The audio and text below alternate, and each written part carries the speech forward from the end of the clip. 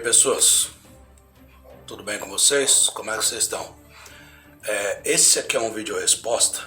Eu vou responder para um ex-aluno meu, um grande colega hoje.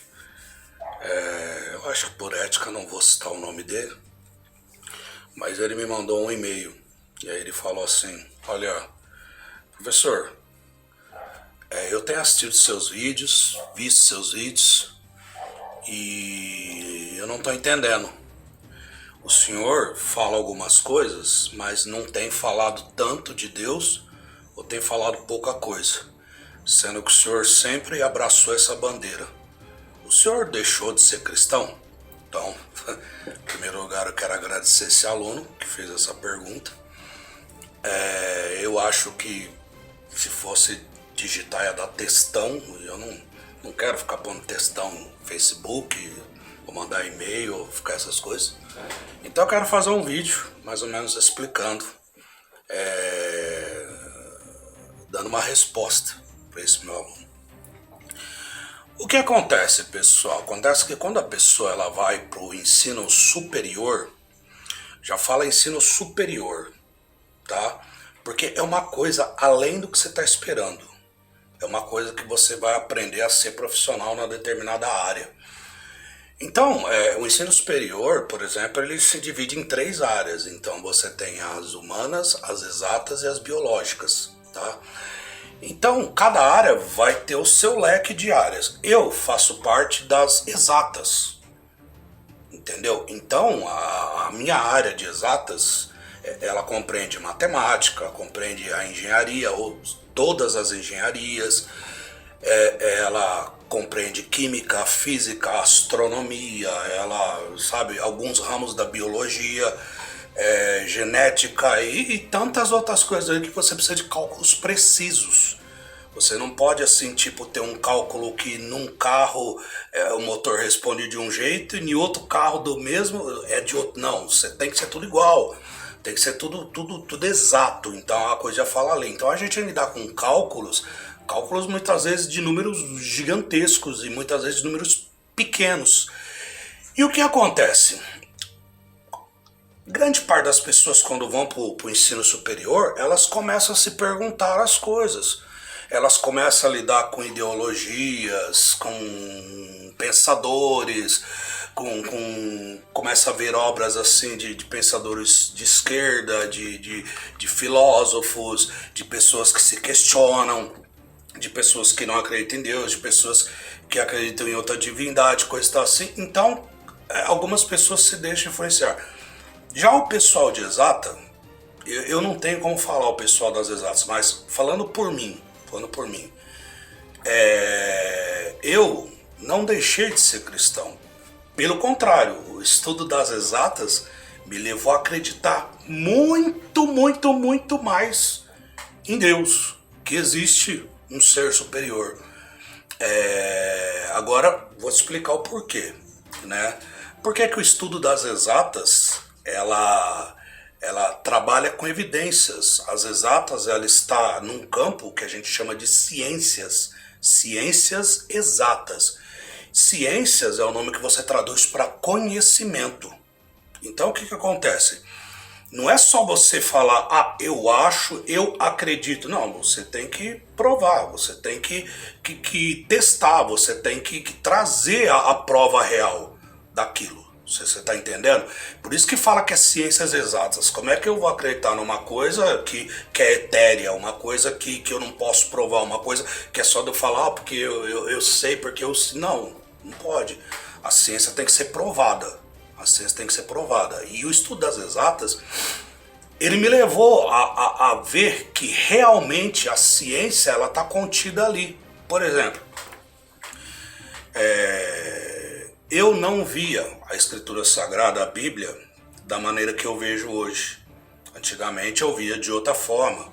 Eu via como um livro que contava sobre a história de um povo.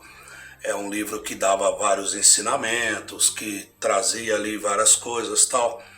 Mas eu passei a ver a Bíblia como o livro mais científico que existe. Porque tem muita coisa de ciência que está ali, como está descobrindo agora. Por exemplo, deixa eu falar uma coisa para você. Vamos lá do começo. Do começo, tá? Então você tem o primeiro livro da Bíblia, que é o Gênesis. O nome Gênesis, ele vem da palavra grega, que significa genética. Entendeu? Então, genética, início da vida. Entendeu? Então, todos nós temos uma genética que vai definir quanto você vai crescer, teu cabelo, de que forma que vai ser, a cor do teu olho, até as doenças que você pode estar predisposto a ter. Isso é genética, gene que está ligado o quê? Com a raiz, com a criação. Beleza? Então, o primeiro livro da Bíblia já está ali, genética, Gênesis, o livro da criação. Então, o que acontece? O universo, ele tem muita coisa, obedece uma ordem fantástica. Ele tem 4 forças fundamentais. Ele tem a força nuclear forte, a força nuclear fraca, a força de elasticidade e a força de gravidade. Ah, mas os terraplanistas falam... Não, deixa esse pessoal para lá. Eu não estou falando com terraplanista agora. Então o que acontece? A gente tem desde o microcosmo, desde partículas que estão ali dentro do átomo, como a gente tem esse macrocosmos, de galáxias, de ajuntamento de galáxias, de universo observável. Então a gente tem desde tudo isso que a gente pode estar vendo, até tudo aquilo que a gente pode estar estudando. E as leis da física que são aplicadas no nosso mundo físico, as leis de aceleração, as leis de movimentação, as leis de elasticidade, tudo, no mundo microscópico elas se comportam de outra maneira. E a ciência ainda não tem resposta para isso. Só que, voltando ao assunto de Gênesis, para você ver uma coisa, deixa eu te explicar. Você lendo só o primeiro capítulo de Gênesis já é o suficiente para eu falar por que eu não deixei de acreditar num ser superior, em Deus. Chama você como quiser, Deus, Alá, como você quiser. Então, a primeira palavra de Gênesis 1, ela diz assim, Bereshit bara Elohim. Tá? Vou repetir. Bereshit bara Elohim. No princípio criou Deus. A Bíblia, ela foi escrita em 3 idiomas. Ela foi escrita em hebraico até uma parte de Daniel, depois foi escrito em siríaco, uma parte de Daniel, depois voltou a ser escrito em hebraico e terminaram o livro de Daniel e o Velho Testamento. E o Novo Testamento foi todo escrito em grego. Essa parte, Bereshit bara Elohim, quem for linguista, estudante de linguística, formado em letras, pode estar falando alguma coisa aí, comentando alguma coisa. Bereshit bara Elohim significa no princípio criou Deus. Essa palavra Elohim, que foi a mesma que Cristo gritou na cruz, Elohim, Elohim lama sabachthani. Elohim, aquele sufixo in, que eu estou pondo aí na tela para você ver, esse sufixo in, quando ele é usado, ele não significa uma pessoa só, ele significa 2 ou mais pessoas. Então aí nós já temos uma prova que foi escrito que no princípio criou 2 ou mais pessoas. Entendeu? Só que, aí vem as perguntas, tá? No princípio criou Deus. Tá, que Deus? Quem que é esse Deus? De onde ele veio? Ele tem um nome? E saiu da onde? Tá, quem pode falar alguma coisa sobre esse Deus? E aí? Então, quer dizer, começa a te dar mais dúvidas do que certezas. Aí você fica, poxa, mas um princípio que já mostra um Deus não apresentando ele, de onde ele veio, nada, e é desse jeito? Pois é. Só que você vai lá no Novo Testamento, no capítulo 1 de João, está escrito assim, no princípio era o verbo estava com Deus, só o Elohim de novo aí, o verbo era Deus. Todas as coisas foram feitas por ele e nada, nothing, nada do que foi feito se fez. Entendeu? Então, você volta no Gênesis. No princípio criou Deus os céus e a terra. Mas ó, sem ele, nada do que foi feito se fez. Então quer dizer, eu estou falando sem ele. Então eu e mais um. Você começou a entender? Você pegou a visão? Ele e mais um. Entendeu? Mais um ou mais dois. Elohim. Bereshit bara Elohim. Entendeu? Sem ele, nada que foi feito se fez. Tá. Mas isso é Bíblia. Isso não... Cientificamente está provando o quê? Tá, vamos lá. Tem uma passagem em Provérbios 8, versículo 22, que vai falando sobre a sabedoria que ela estava com Deus desde o início. E no versículo 26 fala assim: eu estava com ele e via todo o poder da sua criação. Deve ser mais ou menos assim, eu não tenho cola, eu falo de cabeça as coisas. E vai falando sobre fazer as faces do abismo, o termo dos rios, as coisas, tal, assim. E diz que não tinha sido feito sequer o princípio do pó do mundo. Tá, vamos lá. Princípio do pó do mundo. Se você pegar essa palavra pó e levar ela para o grego, embora foi escrito em hebraico, mas vai para o grego, esse pó se traduz em átomo. Átomo. Então quer dizer, não havia sido feito o princípio atômico do mundo. Não tinha feito nada. Então qual que foi a primeira coisa da criação? Antes de criar o átomo, antes de criar alguma coisa. Porque quando esse Deus apareceu para criar céus e a terra, ele já existia. Então ele estava em um lugar e ele veio de algum lugar. Então ele já existia. Então ele no princípio criou. Entendeu? Mas antes dele criar, ele estava em algum lugar. Então ele estava em algum lugar que lá em João chama de o princípio. Criou Deus. O princípio, o verbo estava com Deus. O verbo era Deus. Então aqui é a criação. E aqui é um princípio antes da criação. Então, para você diferenciar quem foi criado antes de quem, você precisa ter primeiro criado o tempo, que é a quarta dimensão. E nós vivemos numa dimensão de 4 variáveis. Então nós temos a altura, temos a largura, profundidade, que eu posso chegar perto, posso ir para longe, e o tempo, que é a quarta dimensão. A matemática nos dá 16 dimensões possíveis. A física nos dá 12 dimensões possíveis. Coisas ainda que a física tem que explicar. Por exemplo, a luz. Você vê a luz do sol, você vê a luz da lâmpada, a luz do seu carro. A luz, ela tem 2 comportamentos. Ela se comporta como onda e como partícula. Sim, onda, que nem onda da praia, a onda do mar, que nem onda eletromagnética, onda de eletricidade, entendeu? Isso que a gente chama de frequência, chama-se onda. Quando você ouve no rádio falar frequência tantos kilohertz, significa que aquela onda ela faz esse movimento aqui por tantos segundos ou tantos minutos, entendeu? Basta de você estar vendo. Então tudo é frequência. O som é uma frequência, a luz é uma frequência. Quando você olha o arco-íris ali, você não está olhando várias luzes diferentes. Você está olhando uma luz só, que ela passou por um prisma, que ali são nuvens de água, passou por um prisma e dissociou. Cada daquela cor, ela tem uma frequência diferente. Umas são mais altas, outras são mais longas, outras são mais rápidas, entendeu? Então a gente tem infravermelho, a gente tem ultravioleta, a gente tem ondas de rádio, a gente tem ondas médias, ondas curtas, ondas de raios gamas, ondas de raios X.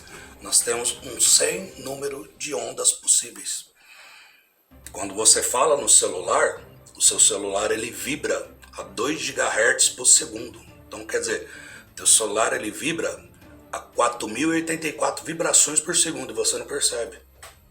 Para você poder falar com outra pessoa. Por quê? Porque teve alguém que pensou nesta onda que ia levar a mensagem e ao mesmo tempo chegar lá, codificar e trazer a mensagem de volta por segundo. Você tá vendo? Então, quanta ciência tem? Então o que acontece? Acontece que você começa a se perguntar: esse Deus criou os céus e a terra, mas antes de criar o céu e a terra, o relato de Gênesis 1, ele começa a falar uma coisa muito interessante. Ele começa a falar: e a terra estava sem forma e vazia. Como é que você cria uma coisa e uma coisa fica destruída? Tem pessoas que falam que teve uma semana de recriação, tem algumas pessoas que defendem ali que foi aquela batalha que o cão caiu do céu e... Bom, não vou entrar nesse mérito, a não ser que vocês queiram, deixa aí no comentário. Mas o que acontece? Outra coisa que me chamou a atenção, em Gênesis 1, não saí de Gênesis 1. Esse vídeo aí já está com uns vários minutos, eu não saí de Gênesis 1. Na verdade, não saí dos primeiros versículos. A escritura, ela fala assim: e disse Deus, haja luz. Que luz é essa? Porque fica aquela pergunta. Eu não entendo, porque o sol foi criado no quarto dia, a lua no quarto dia. E como que haja luz se não havia sol e não havia lua? Ah, mas poderia haver outras estrelas, não sei o que tem. Você sabe o que é essa luz? Essa luz significa quando a mulher ela tá para dar a vida. Quando a mulher ela vai gerar uma vida, uma criança, ela vai dar a luz. Então, naquele momento que o universo acaba de ser criado, o universo está começando a se formar, ele começou a reunir capacidade de dar vida em algum lugar. E este lugar é aqui. Ah, mas você não acredita em vida em outros planetas? Cara, eu não sei. Até de certa forma eu acredito, há possibilidade. O universo é muito grande, é gigantesco. Mas o que eu posso dizer? Eu tenho que ter certeza nas coisas que eu falo. Então, haja luz. E houve luz. E viu Deus que a luz era boa. Quer dizer, viu Deus que a vida era boa. Jesus falou: eu sou a luz que veio ao mundo. Ele falou: eu sou a vida. Eu sou o caminho, a verdade e a vida. Você está entendendo a ligação? Você tá pegando a visão? Entendeu? Então, você vê dessa forma que não tem como você questionar. Você está entendendo? Porque aí o versículo continua falando assim: foi a tarde, e foi amanhã, e o dia primeiro. Isso daí é o dia hebraico. Porque o dia hebraico ele começa no pôr do sol. Então no pôr do sol começa o segundo dia. Eu tenho amigos que são adventistas, inclusive eles começam a guardar o sábado quando o sol se põe na sexta-feira. Então eles vão do pôr do sol do sábado até o pôr do sol da sexta-feira até o pôr do sol do sábado, quando no sábado à tarde inicia-se o domingo. Então eles guardaram esse tempo. Tem amigos judeus, eu tenho amigos muçulmanos, eu tenho amigos de toda a qualidade. Mandar um abraço para vocês todos. Então, dessa forma, como é que veio a tarde, amanhã e o dia primeiro se não tinha um sol para definir essas coisas do dia? Que tipo de luz se baseou para dividir uma tarde e uma manhã? Se está ali no versículo. Até de certa forma parece contrassenso. Olha o avião passando. Você está entendendo? Então, pessoal, eu vou parar por aqui.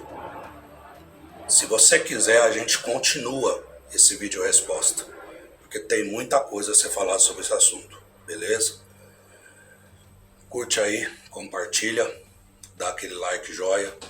Estamos com o nosso canal lá no YouTube, canal nível 14. Quero mandar um abraço para grandes mestres nas escrituras aí que eu tive prazer de conhecer na minha vida, como o pastor Rodolfo, o evangelista Inácio Vanderlei. Saudade, irmão, dá um alô aí. mestre Adilson Machado, esse gostava de fazer umas perguntas difíceis, viu? E tantos outros aí que eu tive na minha caminhada de vida aí, né? Uns que eu tenho contato, outros que eu não tenho, né? Uns que tá aí no meu hall do Facebook, outros que não, mas quero mandar um abraço a todos. Deus abençoe, fiquem com Deus.